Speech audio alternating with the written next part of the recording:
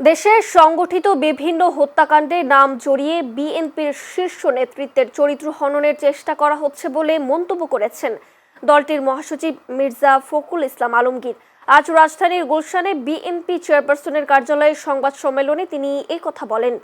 মির্জা ফখরুল বলেন, দেশে পরিকল্পিতভাবে রাজনৈতিকভাবে মিটফোট হত্যাকাণ্ড ঘটানো হয়েছে কিনা তা সন্দেহ করার যথেষ্ট কারণ রয়েছে।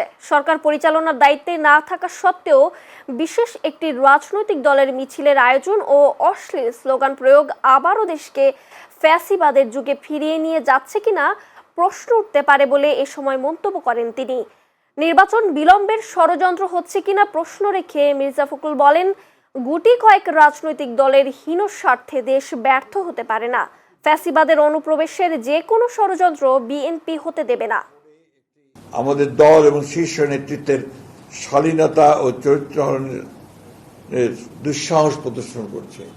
সার্বিক বিবেচনায় আমাদের বেশ কয়েকটি বিষয় গুরুত্বের সঙ্গে অনুধাবন করা প্রয়োজন বলে আমরা মনে করছি, কারণ বিষয়গুলো জনমনে কিছু প্রশ্নের উদ্রেক করেছে।